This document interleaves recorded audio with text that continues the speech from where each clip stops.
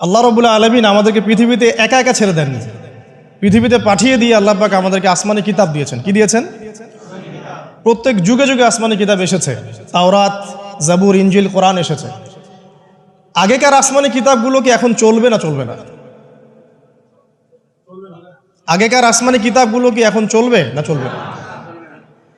যখন থেকে নবী মুহাম্মদ সাল্লাল্লাহু আলাইহি ওয়াসাল্লাম নবী হয়েছেন এবং তার উপরে কোরআন নাজিল হয়েছে, এখান থেকে নিয়ে কিয়ামত পর্যন্ত অন্য কোনো আসমানি কিতাব কেউ মানলে কি চলবে না চলবে না?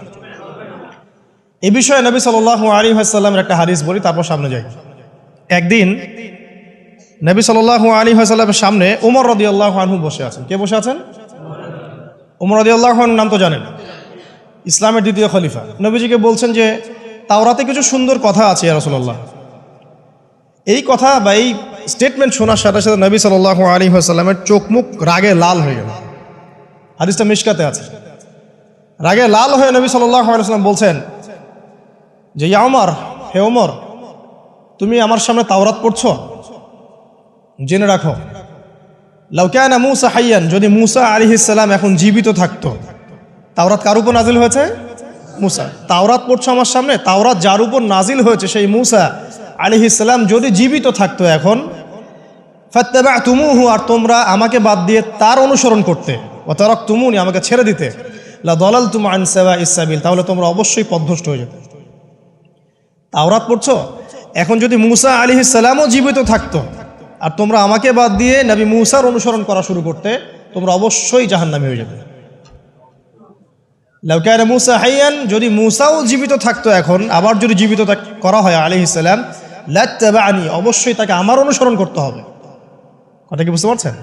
এই কারণে শেষ জামানা যখন ঈসা ইবনে মারইয়াম আসবেন, তিনি নতুন কোনো শরীয়ত নিয়ে আসবেন না। কি নিয়ে আসবেন? তিনি মুহাম্মদ সাল্লাল্লাহু আলাইহি ওয়াসাল্লামের অনুকরণ রূপেই পৃথিবীতে আসবেন ইনশাআল্লাহ।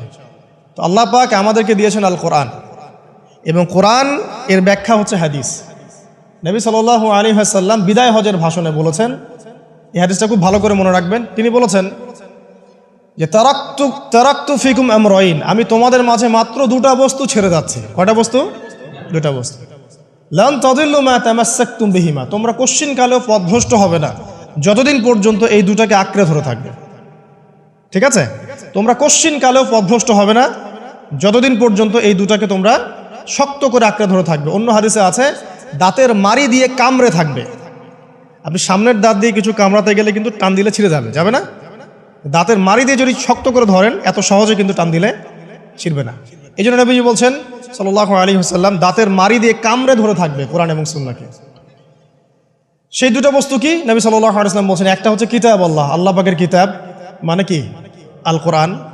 ওয়া সুন্নতি নবীহি, মানে নবীর সুন্নাত, অর্থাৎ